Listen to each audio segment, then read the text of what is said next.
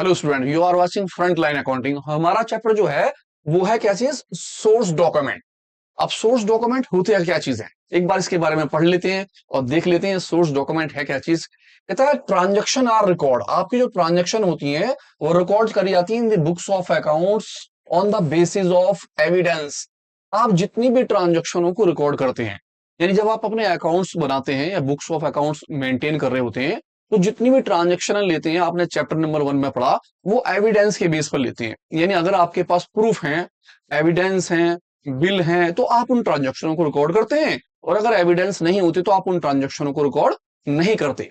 इन्हीं एविडेंस से ही हमारा ये चैप्टर सोर्स डॉक्यूमेंट स्टार्ट होता है। क्या कहता है, विच आर बिल, जो हमारे पास क्या होने चाहिए, बिल होने चाहिए परचेज के, जो आप नकद में परचेज करते हो, या आप क्या करते हो इनवॉइस सेल्स की हो, या फिर आपके पास डेबिट नोट हो, या आपके पास कौन से नोट हो, नेट नोट हो, क्रेडिट नोट हो। इसका मतलब हुआ कि सोर्स डॉक्यूमेंटों का मतलब हो गया कि एविडेंस वो एविडेंस जिनके बदौलत हम अपने काम करते हैं, जैसे परचेज का बिल या सेल का बिल, कोई रिसिप्ट, कोई पेमेंट, कोई चेक, कोई डेबिट नोट, कोई क्रेडिट नोट, ये सारे की सारी चीजें जो होती हैं, इनकी बदौलत हम जब भी अपने काम करते हैं तो वो चीज एविडेंस कहलाती है, क्योंकि वो हमारे पास प्रूफ होते हैं उस काम को करने के। कहता these evidence being the basis of recording entry, जो हमारे क्या करते हैं, एंट्रियों को रिकॉर्ड करते हैं, और जो क्या कहलाते हैं, सोर्स डॉक्यूमेंट। इन्हीं को हम क्या कहते हैं, सोर्स डॉक्यूमेंट। यानी कि परचेज के बिल, सेल के bill, debit note, credit note, ये सारे की सारी बातें जितनी भी होंगी, वो सारे के सारे क्या कहलाएंगे, सोर्स डॉक्यूमेंट। सबसे पहला हमारा नाम आता है कैश मेमो। कैश मेमो का मतलब क्या हो गया, कैश मेमो का मतलब होता है जब आप कोई भी माल नकद में बेच रहे होते हो या नकद में खरीद रहे होते हो, तो हम उसे कैश मेमो कहते हैं। क्या कहता है, कहता है cash memo prepare by the seller, जो उस माल को बेच रहा होता है वो बनाता है क्या चीज, cash memo. When the goods are sold again in cash, अगर आप अपना माल किस में बेच रहे होते हो, कैश में बेच रहे होते हो। कैश मेमो का फॉर्मेट ये होता है, आप जब कभी भी अगर कैश में कोई माल बेचते हैं या कैश में कोई माल खरीदते हैं, तो फॉर्मेट ये होता है, यहाँ लिखा होता है कैश मेमो, सीरियल नंबर। जैसे आपने कोई चीज परचेस करी तो वो नंबर 1 लिख देगा। फॉर एग्जाम्पल आपने बुक्स परचेस करी तो डिस्क्रिप्शन में लिख दी जाएगी बुक्स। अब जो भी बुक्स आप ले रहे हैं, अकाउंट्स की ले रहे हैं, बीएसटी की ले रहे हैं, या फिर आप किसकी ले रहे हैं, इको की ले रहे हैं, यहाँ पर आपकी अमाउंट कितने रुपए की एक है, 200 की है, 500 की है, 600 की है, जो भी होता है, और यहाँ पर टोटल लगा देते हैं, आपके कितने रुपए हो गए, 1300। ये सारे की सारी चीजें इसके अंदर फिलअप करी जाती हैं। ये आपका कैश मेमो का फॉर्मेट होता है। लेकिन छोटी सी बात, इस कैश मेमो के फॉर्मेट में आप देखोगे एक ये चीज, क्या नाम, goods one sold not be taken back, ये आपको यहां पर लिखा हुआ मिला है। इस जगह पर कैश मेमो पर यहां पर ये लिखा रहता है जिसका नाम होता है गुड्स वन सोल्ड। अगर आपने माल एक बार बेच दिया, नॉट बी टेकन बैक, वापसी नहीं आएगा। तो कैश मेमो का मतलब हो गया कि वो सारी ट्रांजेक्शन है, चाहे वो परचेज से रिलेटिव हो, चाहे वो सेल से रिलेटिव हो, आप अगर कैश में करते हैं, यानी कि कैश से रिलेटिव ट्रांजेक्शन है जिस पर्टिकुलर चीज पर कही जाती है, उस एविडेंस को हम क्या बोलते हैं, कैश मेमो। देन हमारे पास सेकंड आता है, हमारे पास सेकंड आता है क्या चीज, दूसरा नाम हमारे पास क्या, इनवॉइस। आप इसे इनवॉइस भी कह सकते हैं और आप इसे क्या कह देते हैं, बिल भी। अब बिल क्या होता है, पढ़ते हैं। ये इनवॉइस या bill prepare by the seller, जो माल बेच रहा होता है उसके द्वारा बनाया जाता है। The goods are sold on credit, जब आप उधार के अंदर माल बेच रहे होते हो, इस कंडीशन में जो चीज बनाई जाती है उसे हम बोलते हैं क्या, इनवॉइस या बिल। आप इस या बिल कहता, it has detail of party, इसमें पार्टी की डिटेल होती है, जो आपने गुड्स सोल्ड करा होता है वो होता है, और इसके साथ साथ टोटल सेल की अमाउंट होती है। फॉर्मेट इस टाइप का होता है, सबसे पहले यहां पर कंपनी का नाम लिखा होता है, जो भी आपकी कंपनी है, जैसे आपकी कंपनी का नाम XYZ है, तो आप यहाँ XYZ फ्रंट लाइन अकाउंटिंग है मेरा, मैं फ्रंट लाइन अकाउंटिंग। यहाँ पर इनवॉइस नंबर आपका बिल नंबर होता है, यहाँ पर आप डेट लिख देते हो जिस डेट में आप ट्रांजेक्शन कर रहे होते हो, यहाँ उस पार्टी का नाम लिखा जाता है जिस पार्टी को हम माल बेच रहे होते हैं। या description number 1 serial number, description में जैसे आपने बुक्स बेची तो बुक्स किस चीज की थी, अकाउंट्स की, कितनी क्वांटिटी है, एक बेची है, दो बेची है या तीन बेची है, वो क्वांटिटी लिखी होती है। यहाँ पर रेट लिखा होता है 600 की ईच, और आपके यहाँ कितने हो गए, 600 रुपीज। सपोज कीजिए आपने बुक्स इको की बेची है, दो बुक्स, और 500 की ईच है, तो 500 में 2 की मल्टीप्लाई करी, यहाँ कितने आ गए, 1000। इस तरह से सारा का सारा टोटल आपका कितना हो गया, 1600। अगर कोई टैक्स वगैरह होगा तो वो टैक्स इसके अंदर आप क्या कर देते हो, ऐड, और आपका यहां पर क्या आ जाता है, टोटल। ये हमारा फॉर्मेट किस चीज का होता है, इनवॉइस या बिल का। मींस ये हुआ कि कैश बीमो में हम केवल कैश कैश की सेल करते हैं और उससे रिलेटिव बिल बनाते हैं, या हम कैश की परचेज करते हैं, उसका बिल हमारे पास होता है। इनवॉइस के अंदर उधार की ट्रांजेक्शन होती हैं। आप उधार की सेल कर रहे होते हो तो आप बिल बनाते हो, अगर आप उधार में परचेज कर रहे होते हो तो बिल आपके पास आता है। पहचान ये है कि उधार वाले में यहां पर उस फर्म का नाम होता है जिसे आप माल बेच रहे होते हो। दूसरी बात, छोटी सी चीज और, लिखा है ई एंड ओ ई, ये चीज यहां पर लिखी रहती है, ई एंड ओ ई। इसका मतलब होता है errors and omission are accepted. Errors and omission are accepted, अगर कोई भूल चूक हो जाएगी तो वो लेनी देनी होगी, यानी अगर कोई गलती हो जाती है तो आप उसे एक्सेप्ट करेंगे और उसे सही कर सकते हैं। कोई क्लैरिकल मिस्टेक लग गई, कोई बात हो गई, कोई क्वांटिटी में गलती हो गई, तो आप उस चीज को बाद में सही कर सकते हैं। रिसीप्ट, अब ये रिसीप्ट क्या चीज होती है इसके बारे में पढ़ते हैं। कहता व्हेन कैश और check receive from the customer, जब आप अपने कस्टमरों से या तो कैश ले रहे हो या फिर चेक ले रहे हो, आप कैश में भी पैसे ले लेते हैं और आप चेक से भी पैसे ले लेते हैं। कहता receipt for the amount receive is issue, आप जब पैसे उसको ले लेते हैं तो उसके बदले में जो रिसीप्ट आप देते हैं उसे हम क्या बोलते हैं, रिसीप्ट। फॉर एग्जाम्पल, आप स्कूल जाते हैं, स्कूल के अंदर फीस जमा करते हैं, आपने ऑफिस में फीस दी और फीस देने के बाद आपको वहां से क्या मिलती है, यस, रिसीप्ट। क्योंकि अगर आपके पास रिसीप्ट नहीं होगी तो आपका जो पैसा गया हो सकता है वो गलत जगह चढ़ जाए, या हो सकता है वो चढ़ाना भूल जाए, या आपके पास प्रूफ नहीं है तो आपकी फीस क्या नहीं हुई है, जमा नहीं हुई है। अब इसका फॉर्मेट क्या होता है, अलग अलग डिपार्टमेंट में अलग अलग फॉर्मेट होते हैं। हमारा ये डिपार्टमेंट जो है ये किस हिसाब से है, बिजनेस के हिसाब से। जैसे स्कूल की रसीद आप देखते हैं अलग होती है वो रिसीप्ट है। क्या कहते हैं, सबसे पहले यहां पर फर्म का नाम, जो भी आपकी फर्म है एक्स वाई जेड, यहां पर नंबर लिखा होता है, जैसे 12 नंबर, 2 नंबर, 1 2 3, यहां डेट 2/8/25, जो भी डेट होगी वो। यहां पर आप किस आदमी से रिसीव कर रहे हैं, जैसे आपने करा रामा से तो यहां रामा का नाम आ गया। सम ऑफ रुपीज, कितने रुपीज आपने रिसीव करे, तो यहां हमने करे 10,000, यहां पर आ गया 10,000 ओनली। अब आपने वो चेक में करे हैं या कैश में, अगर आपने कैश में करें तो आप कैश के ऊपर टिक लगा देते हैं, अगर आपने चेक में करें तो आप क्या लिख देते हैं, चेक। और कैश में करे हो तो नाम कैश का लिख देते हैं। जब आप कैश में करते हैं तो कैश लिख दिया जाता है, और अगर चेक में करते हैं तो यहां आपको लिखना पड़ता है कि इस चेक का नंबर क्या है। जैसे मेरा चेक का नंबर 1 2 3 4 5 6 है। अब वो चेक किस डेट का है वो डेट लिखेंगे। जैसे सपोज कीजिए 12/7 जिसका चेक मेरे पास था, मैंने उसकी डेट लिख डाली। साथ में यहां लिखा जाएगा ड्रॉन ऑन, किस बैंक का चेक है। मैंने कहा जी मेरा चेक जो है वो है पंजाब नेशनल बैंक का, मैंने पंजाब नेशनल बैंक भर दिया। पेड करें आपने एडवांस में पैसे या किसी बिल के थ्रू पैसे आए हैं, ये डिटेल। मैंने कहा जी मेरा पैसा बिल के थ्रू आया है, और मैंने लिखा बिल नंबर, और मेरा जो बिल नंबर है वो है 375, उसके अगेंस्ट है, ये वो लिख देते हैं उस चीज को। जो आदमी पैसे आपसे रिसीव कर रहा होगा वो यहां पर क्या कर देगा, सिग्नेचर, वो आपके सिग्नेचर यहां करेगा, और ये रिसीप्ट आपकी जितने पैसे की थी उतनी अमाउंट यहां लिखने के बाद आपको क्या दे देगा, वो हैंड ओवर कर देगा। इसे बोलते हैं रिसीप्ट। रिसीव का मतलब, जब मैं किसी से कैश या चेक रिसीव करता हूं तो उसके बदले में जो रसीद उसे देता हूं, उस रसीद को हम क्या कह देते हैं, रिसीप्ट कह देते हैं। ये पूरे भरते हैं हमारे बिजनेस बतौर, ठीक है। नेक्स्ट हमारा है पे इन स्लिप।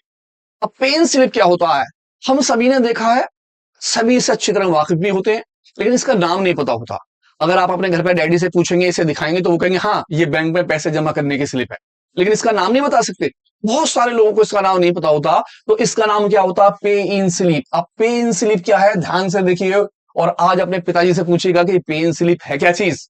कहते हैं the source document use deposit cash और चेक। जब आप कोई कैश या कोई चेक किसमें, बैंक में जमा करते हैं, तो जिस चीज के थ्रू हम इस चीज पैसों को जमा करते हैं या हम चेक को जमा करते हैं उसे बोलते हैं पे इन स्लिप। ये पे इन स्लिप का फॉर्मेट होता है, यहां आपके बैंक का नाम होता है, जो भी आपका बैंक होता है। इसके दो पार्ट्स होते हैं, ये पार्ट्स बीच में से कट होता है, यानी कि ये पार्ट का हिस्सा हो गया, पहला पार्ट से ये हो जाता है फर्स्ट, और दूसरा पार्ट ये हो जाता है। दोनों पार्टों को फिलअप करना होता है।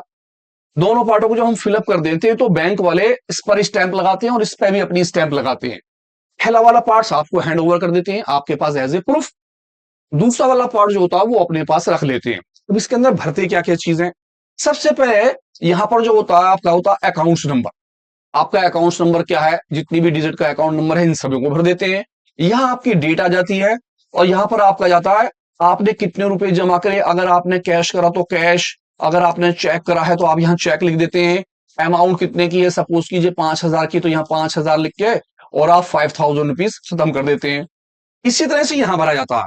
सबसे यहाँ पर ब्रांच का नाम, मेरी ब्रांच कौन सी है उस जगह का नाम, सिकंदराबाद, दिल्ली, बॉम्बे, जो भी यहाँ आपकी है। नेम, आपका नाम क्या है, अपना नाम यहां लिख देती है इस जगह पर। देन आपका अकाउंट्स नंबर। अब आपका अकाउंट्स किस टाइप का है, अकाउंट्स दो टाइप के होते हैं, एक तो होता है सेविंग बैंक, एक होता है करंट अकाउंट। सेविंग बैंक का मतलब है आपका इंडिविजुअल अकाउंट है, एक आदमी का पर्सनल अकाउंट। करंट अकाउंट का मतलब होता है आपका वो फर्म का अकाउंट है, जो आपकी फर्म चल रही है उसके नाम से। तो आपको यहाँ शो करना होता है कि आपका अकाउंट सेविंग बैंक है या आपका करंट अकाउंट है, या फिर आपने ओवरड्राफ्ट वगैरह करा रखा है, क्रेडिट कार्ड को कहते हैं ओवरड्राफ्ट वगैरह। जब आप इसे भर देते हैं, यहाँ पर आपका अकाउंट नंबर वगैरह आ जाता है और आप यहाँ लिखते हैं, अगर आपके पास चेक है तो आप चेक का नंबर लिख देते हैं। जैसे मेरे चेक का नंबर 1 2 3 4 5। किस ब्रांच का है, मैंने लिखा जी मेरा जो है पीएनबी का है, यहाँ पर पीएनबी नाम आ गया।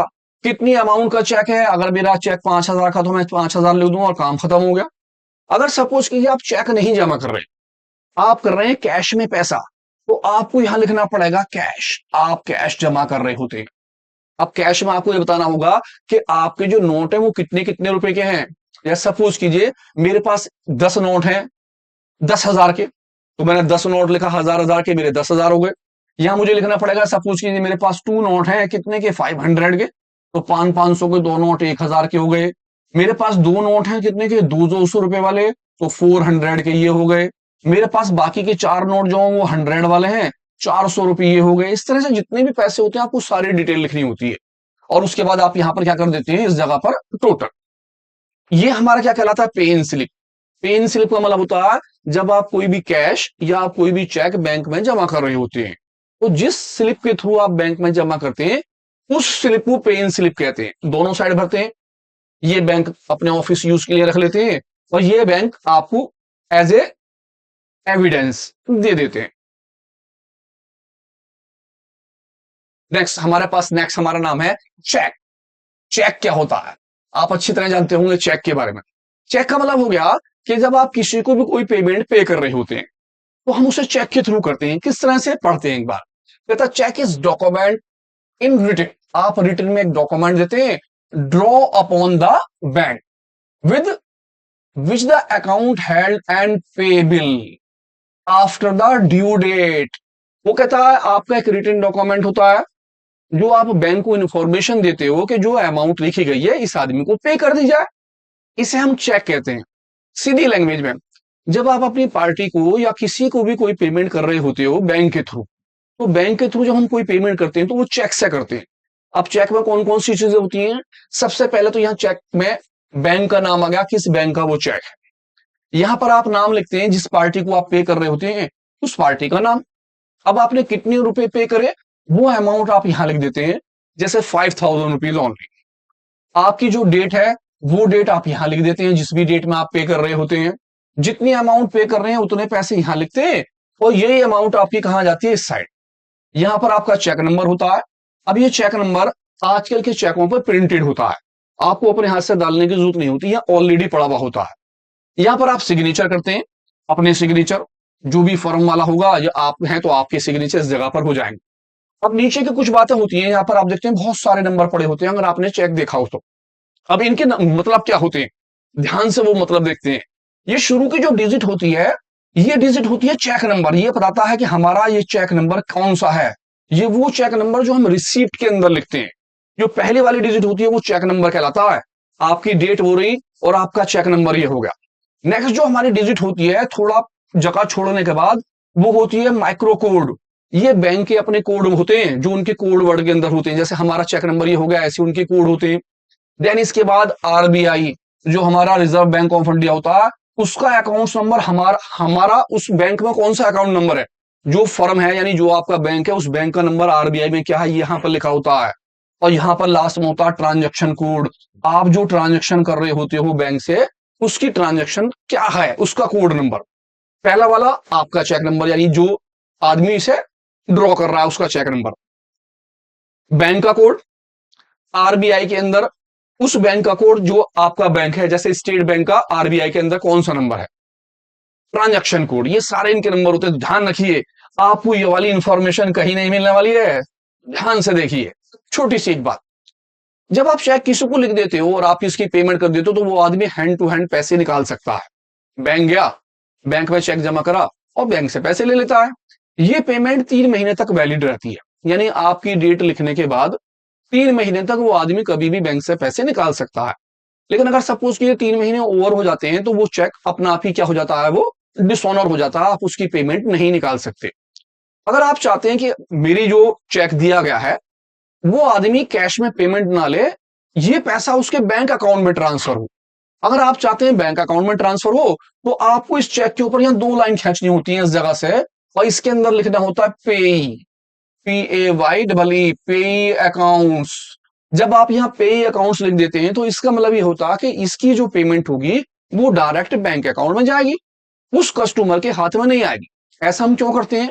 ऐसा इसलिए करते हैं ताकि फ्रॉडों से बच सके, हमारा चेक खो ना जाए, मिसयूज ना हो जाए।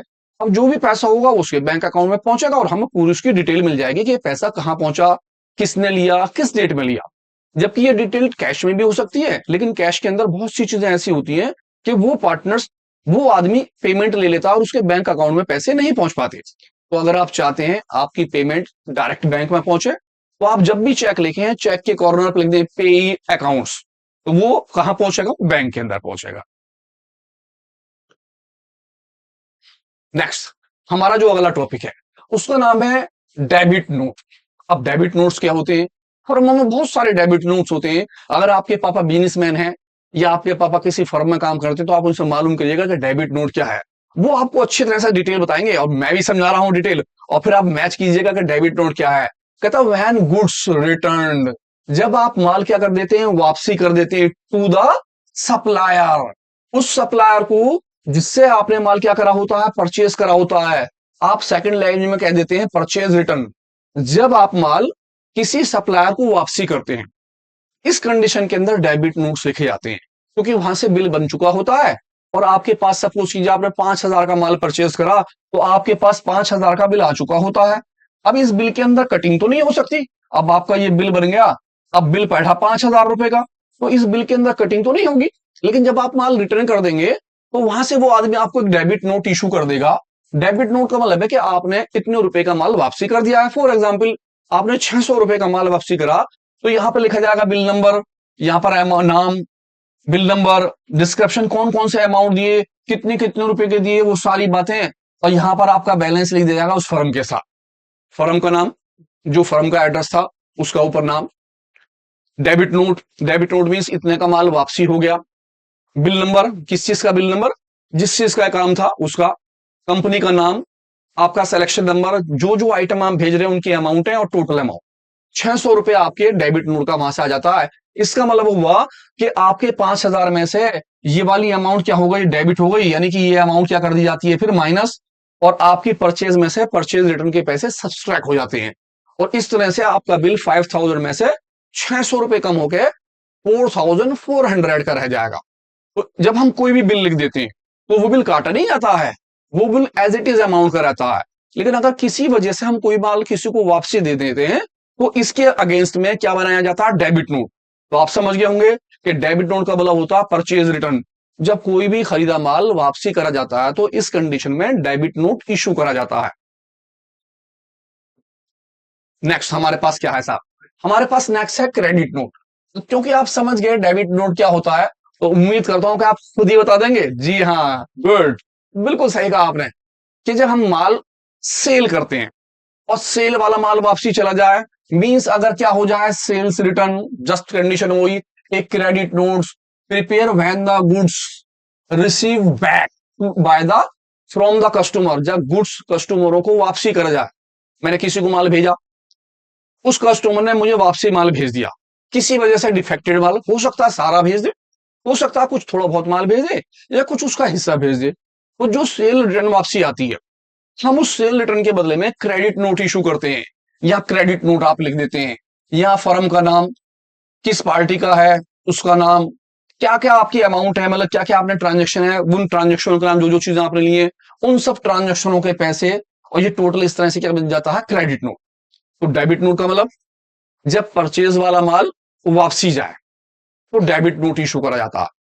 क्रेडिट नोट जब मैंने कोई माल बेचा है और वो माल मेरे पास रिटर्न हो जाता है तो मैं कौन सा इशू करता हूं, क्रेडिट नोट। इसे हम क्रेडिट नोट कहते हैं।